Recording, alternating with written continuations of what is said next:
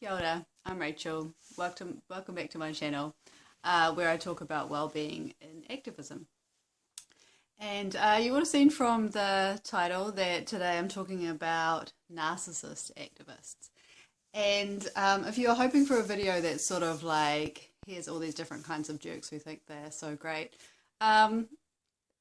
it's kind of got to be that, I won't lie, but it's not really about that. This is not a shady video. This is really talking about a collection of personality traits that can make people very, very difficult to work with, and that I think that we all could do well in activism for knowing more about this kind of personality type. Because I think that narcissistic people can really suck the energy out of other people around them, and also the movement, the scene, the workplace, or whatever. So I think that we could all benefit from knowing how to be around narcissists, how to deal with narcissists, and how to manage that situation with grace, and also be protective of ourselves and each other. So I try to do disclaimers every now and then. I think if you're watching my channel, you know that I'm not a clinical psychologist or anything like that. I try with this channel to share my reflections on my experience within activism, and to direct people, direct my viewers to other great sources of expertise and deep knowledge that I found helpful, that you might find helpful too. So disclaimer aside, the way that I came to learn about narcissism, and this is a fairly recent learning for me in the last few years, was through encountering narcissistic people, being in therapy, and basically my therapist raising the idea that people that I was finding very difficult were narcissists. And so working through that in therapy with somebody who knew that stuff, and also reading about it, reading online and in real books, and also watching YouTube channels and stuff like that. That was a few years ago that I first started that journey, and it I've got to say that I was very resistant to the idea that people that I knew that I was working with and cared about were narcissists. It sounds like it's a pretty uncomfortable label to put onto somebody, and I think that, like many of us who are attracted to activism, I believe deeply in the goodness of people and the ability for change to happen. So the this is tricky to talk about. The coming to acceptance that there are some people who are narcissistic and may not be able to change, and that it isn't within my power to try to impact change on them, that what I needed to do instead was to manage my response to them. That took me a long time. And I think why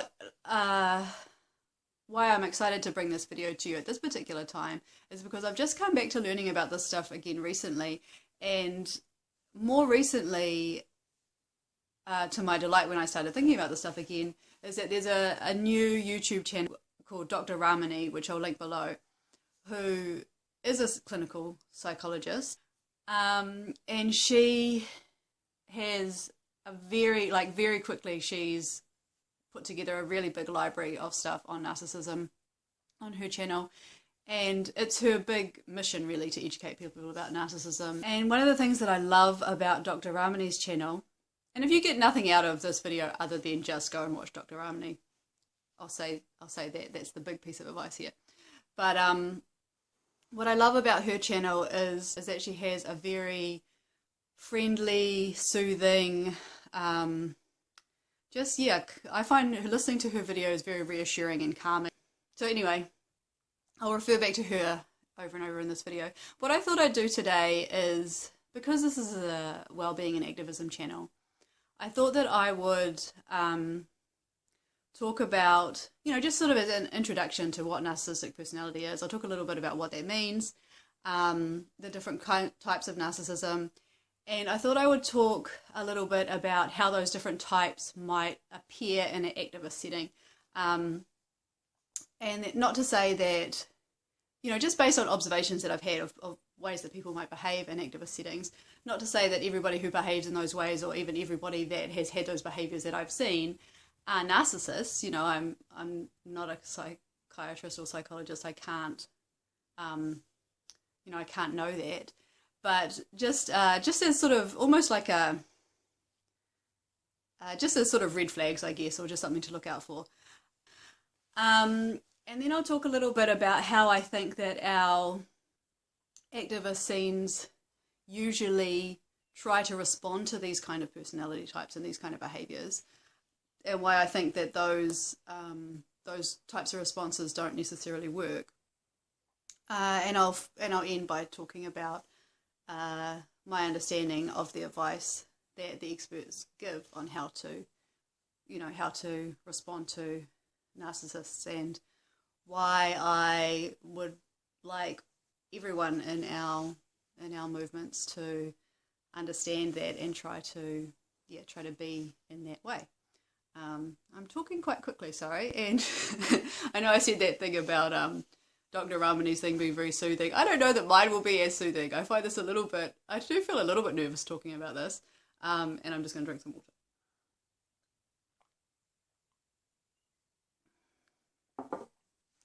So, first of all, what are narcissists? My understanding of what narcissists are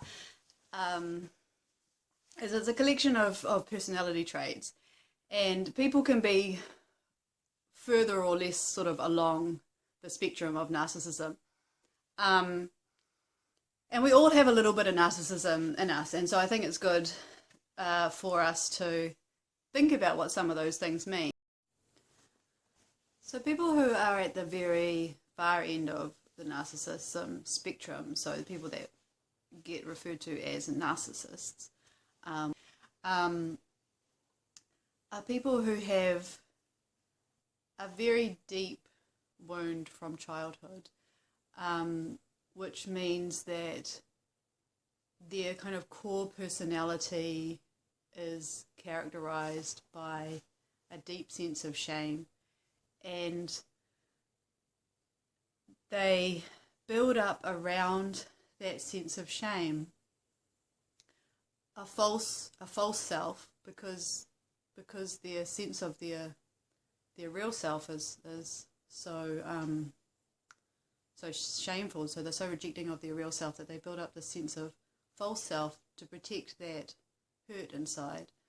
And this false self is very focused on being special and superior and just better than everybody else. The kind of traits that we see coming through in narcissists is that they typically, well, by definition, lack empathy, don't really care about other people, really find it difficult to care about other people. And there's a lot of really difficult behaviours that come out, and this is why the term narcissistic abuse. And there's a whole collection of those behaviours. One of the things that I think Dr. Ramani's channel does really well is in a playlist called 30 Days of Narcissism, and that's what I'll link here. She talks about all these different characteristics, and I won't go through all of them, but some of them include things like, well, one of the key ones as well is, aside from the lack of empathy, is a real inability to accept accountability. And so because these people struggle to take accountability, they often have a lot of the other difficult characteristics that come with narcissism, which include being very defensive, gaslighting people, so if people come to them saying, hey, you did this thing and that wasn't okay for me, the response being very deflecting or blaming, or that never happened. These people can be very, very manipulative and very controlling because there isn't a sense within them that they are just lovable for themselves and that they can trust other people, that if they ask for their needs to be met, that their needs will be met. They have to instead manipulate and control for their needs to be met. There's a classic thing called love bombing, which is what narcissists do when you first develop a relationship with them. So that might be, again, romantic or in the workplace or in a volunteering situation or whatever. So that's where they are hugely, hugely charming, really into you and think that everything you do is great and just treat you so well that usually for the rest of the relationship you're trying to get back into that glow of sunshine that you had at the start. And that's one of the things that keeps people in these narcissistic relationships. I think Dr. Ramani says that she estimates it as about 10% of the population are narcissistic. And so, in a room full of 20 people, that means a couple of people will be narcissistic, I think.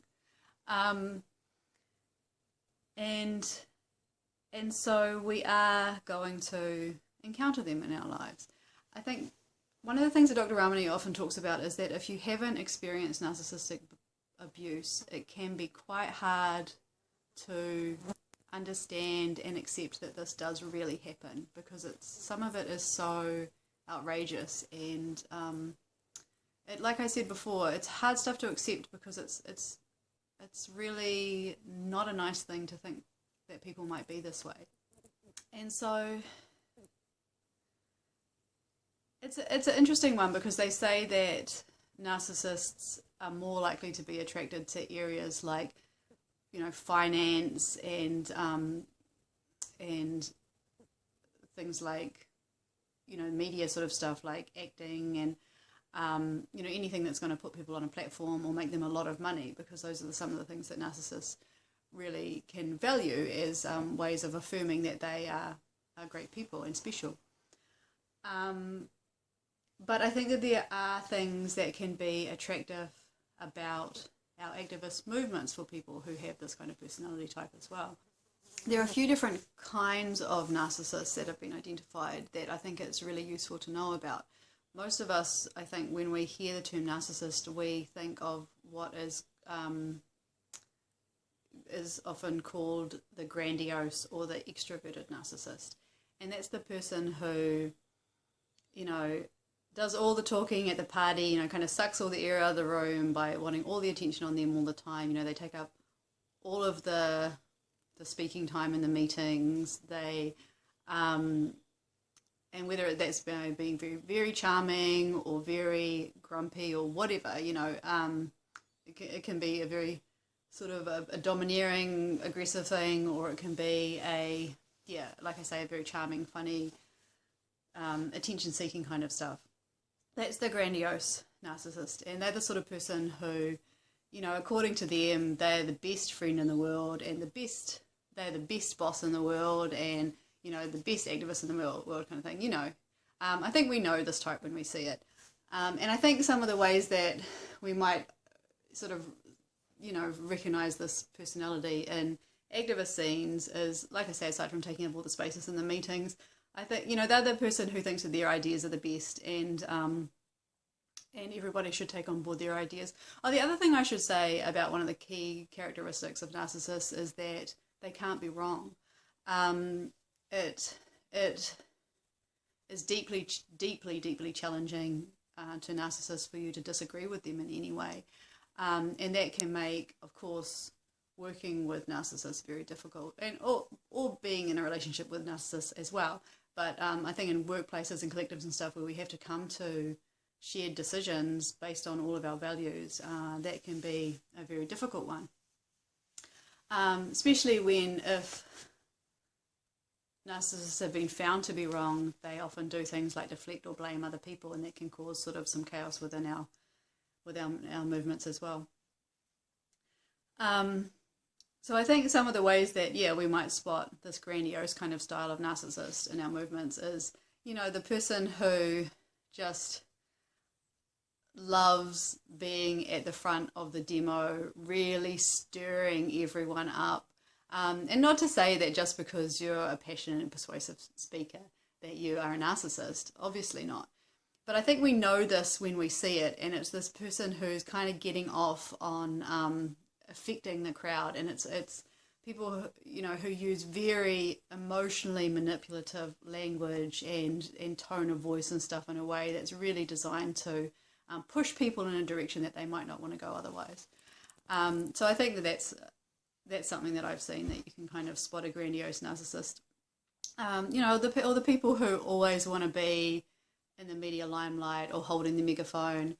And it's an interesting one because we, you know, like Dr. Ramani's always griping about how our sort of capitalist systems promote narcissism because, you know, narcissists rise to the top in those systems. But I think that in lots of ways in our activist scene, in our activist movements, that can be true as well, because, you know, if you're an NGO who needs government funding, you know, somebody who's really pushy and really ready to put themselves and their organisation in the front of everybody else all the time are more likely to get government funding.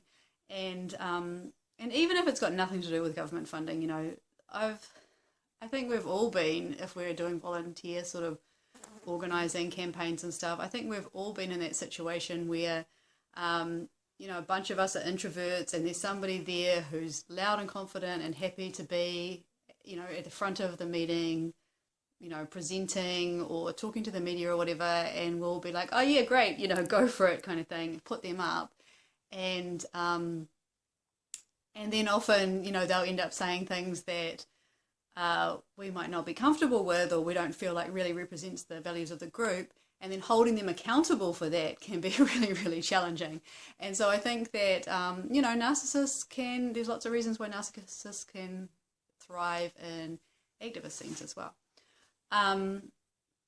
So that's the most kind of commonly identifiable narcissist. And I guess the other sort of one that's really commonly identifiable is what they call a malignant narcissist. So malignant narcissists are people who have all the narcissistic traits, plus they're just a bit extra mean and cruel and sadistic than your run-of-the-mill narcissist.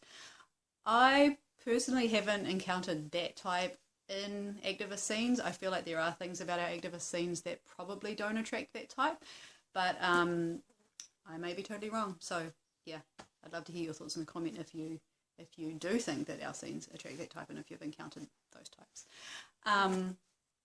But so a couple that I think are really, really interesting to know about though are the next two that I'm going to talk about, and they are covert narcissists is the first one, and communal narcissists is the next one. So covert narcissists are people that you would never initially on meeting assume that they're a narcissist. These are people who, if anything, often come off as kind of downtrodden and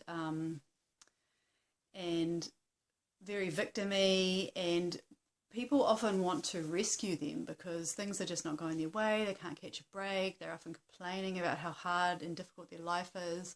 And they, while grandiose and malignant narcissists control through aggression and stuff, covert narcissists control through guilt tripping and you know, this sort of plea for sympathy and stuff like that. And I think that we, can see those in those kind of personality types in our activist scenes as well. I think this is the kind of personality who might be very, might be very focused on. Oh, this is the other thing I should say too. Sorry. So again, not just everybody who is down and feels like things aren't going their way is a covert narcissist. Obviously, people can have depression or whatever and have those same, some of those same things going on. But the big thing to look out for is that narcissists in general, and so the covert narcissist you're going to see coming through, is a real contempt for other people. Like most people, when they are suffering and have gone through a lot of hard time, that actually increases our empathy, right? Like people, like that's why people who collect for charity get more people giving them money in poor neighborhoods than rich neighborhoods, for example.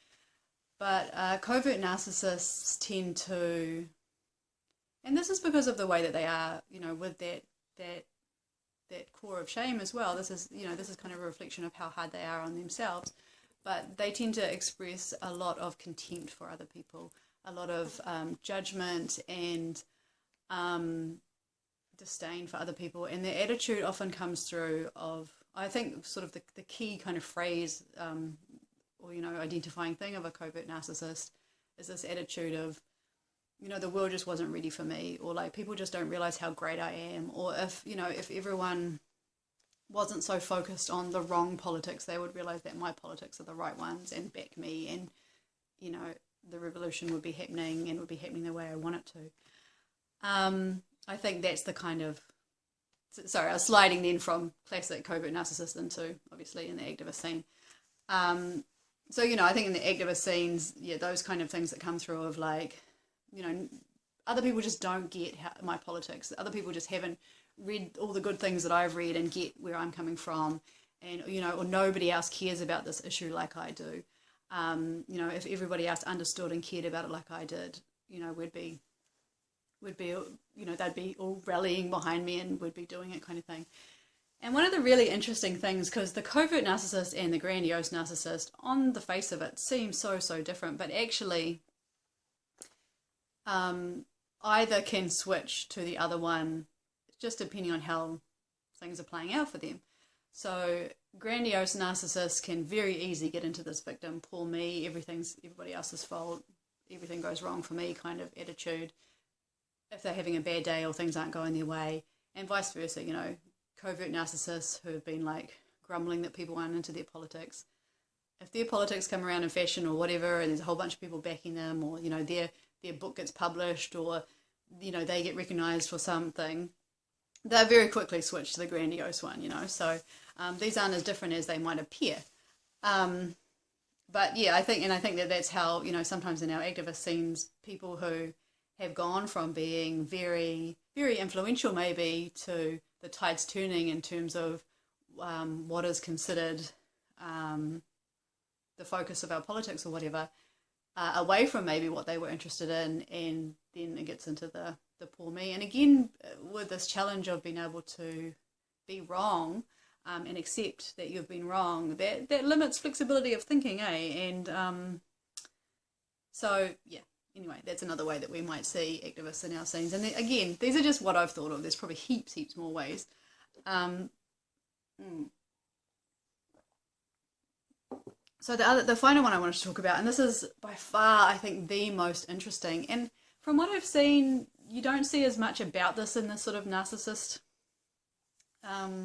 information. But for us, I think it's key to learn about this, and that's the communal narcissist. And so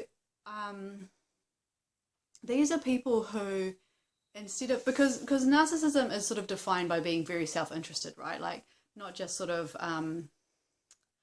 not just wanting to prove that you're special, but because narcissists want to prove that they're special, and also don't care very much about other people and lack empathy, their motivations and their actions and stuff tend to be very self-interested. That's what narcissism sort of, I think self-interested is what we would all sort of think of narcissism as meaning. And so communal narcissism is really interesting because it doesn't on the surface look like somebody is very self-interested, because communal narcissists are the people who, instead of trying to prove their specialness through things like their looks and their wealth and those kind of classically narcissist kind of things, or how many people come to their party or whatever, they want to prove their sort of mode of proving to themselves that they're special and to everybody else is by, you know, what we might think of as acts of service, or by sort of how good they appear to be to the outside world. And so whatever their cause might be, they'll really throw themselves into that. And so that might mean, you know, lots and lots and lots of volunteering. If they have a lot of money, that might mean, you know, giving lots of money to charity, although in our activist movements we're probably not talking about those types. Like we don't have a lot of people with a lot of money typically. But so this is the person, the sort of the key line that you hear about communal narcissists is that they're the person that they want everybody to be like, she is so amazing, you know, wow, she's just amazing. And what that means is, you know, she's just got such a huge heart, she just gives so selflessly, she's so warm, she really wants to take care of everybody. This is kind of like the rescuer personality taken to a whole other level. And I think like learning about this is interesting, because I think it probably pushes a few buttons for a lot of us, because a lot of us must have some of that in us, right? And I'll link below, Kellyanne Maddox also did a really great video about, and she doesn't mention narcissism at all, that's not her jag at all, but she made a really good video recently about toxic, I think she calls it kind of like toxic giver dynamic or something. And so she talks very personally and honestly about recognizing herself falling into kind of a toxic giver role. And I think a lot of us can relate to that, you know, that it feels very nice to feel like we are the person who is making really meaningful change for somebody else, or for a group of people or beings or whatever, you know, like whether that's animals or the environment, or you know, homeless people, or whatever the cause is. And so I think a lot of us can relate to this, but again, it's about a spectrum, and narcissistic communal narcissists, they're like right at the end of the spectrum, where because they at their core they might seem like they are very empathetic outwardly. They might even identify as empaths because they're very good at noticing what people seem to need and catering to those needs. But at their core, the motivation again is still a self-interested motivation of feeling like they are very special, and there's all the same classic narcissistic traits of not being able to take accountability, not being able to be wrong, and gaslighting and so on. And so communal narcissists usually have like this huge following around them and stuff, who all think that they're amazing and really, you know, they're the sort of superhero, superwoman kind of person in the movement or whatever, who everyone's like, wow, she's so awesome, she does so much great stuff. But they may be treating people badly who are their employees or who are in their collectives, or they might actually function quite well in those areas and not show the narcissism in those places, but they may, it might come through in intimate partner abuse. And because, like I say, all of that outward false self loveliness and compassion and stuff can be really exhausting. And so then when they come home to their partner, that all drops, and all the lashing out and stuff is there, and that's really, really hard for that partner, because this person has so much support, and so it's hard for that person to name what's happening. So yeah, I think that communal narcissism is something that we really need to know about. We need to talk about, and we need to try to spot when it's happening. And I think one of the ways that we can spot it as well is, like, say if it's the person who yeah, really wants to help everybody and you know, make sure that you're okay. I think you can tell this kind of personality type if they seem to be wanting to take care of you all the time, but if you demonstrate ways that you're taking care of yourself, if you're like, oh, you know, I heard your advice about this, but I actually chose to do this instead, and it really worked for me, and I'm feeling really good about it. If you see that person's eyes like glazing over, or a little bit of set in their jaw, or like you can see that they're not pleased about it, I think that's a really good sign that their concern for you isn't primarily about their concern for you. Their concern for you is based in their desire or their need to feel like they can fix you, you know. Anyway, I'll link, oh sorry, there's a few other things that I want to say about this, but I'll link below Dr. Ramani's video on, because this is another big way that you can spot communal narcissists. I'll link her video below on virtue signaling, which was hard to watch, I'll admit, and I think a lot of people in our movements will find hard to watch because she's lumping in like you know, virtue signaling about things like you know, I'm so good because I'm vegan, and I'm so good because I do all this yoga, and I'm so good because I've got such a good relationship with Jesus and types. But you can see in the video that what she's saying, the narcissistic personality type can be at play in any of those spaces and be signaling their virtuousness in whatever is considered righteous in that scene. And I think this is so important for us to know about, because like what she's saying is this virtue signaling is all about the narcissist showing yeah, how good they are all the time, all the ways that they are so good. And that, like, that's the big work kind of stuff, but also, and lifestyle stuff, but also just you know, that their beliefs are the most right on or whatever, or just, you know, just righteousness in general. And the way that functions, aside from bringing up the narcissist's ego and kind of diminishing everyone around them a little bit, sort of being like, you know, the implied thing is you guys are not as good as me. The other way that it functions is that it is used as kind of a, excuse is not the right word, it's kind of used as a way to help gaslight people for the abusive behavior, the other abusive behavior that that person might do. So they might be really cruel or undermining, they might be really rageful and stuff like that, like I say, in a private situation or in a meeting or whatever. But then because they're so virtuous in these other ways, that they can sort of be like, oh, well, you know, I would never do that because I'm, you know, I do all this other great work. I just realized as I was talking about that, though, that I missed like a huge thing about like what is the definition of narcissist, and that is that that the main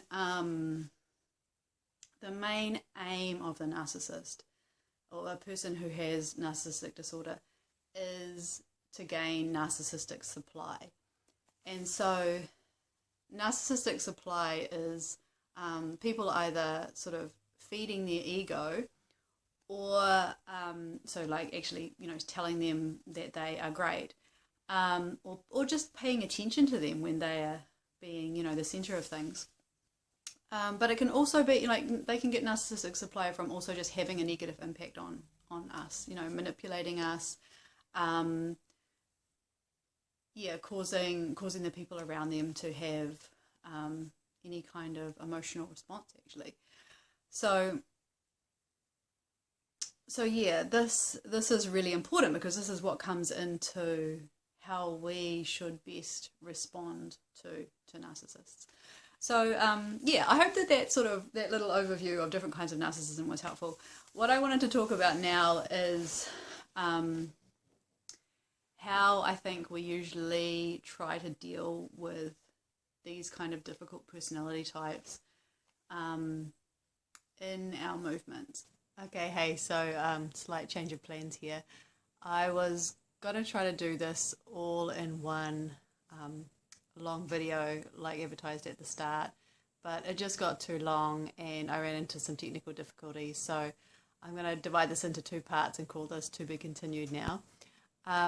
If you've been watching this and you know a lot of bells are going off in your head like, oh yeah, this is what I'm dealing with, and you're like, I was hanging out for the how to actually deal with narcissist part of the video, like I say, go and check out Dr. Ramani. She's got great resources, and come back again in a couple of weeks for part 2, where I'm going to talk about how I think that we usually tend to deal with these difficult personality types in our activist scenes and how we could be doing that better.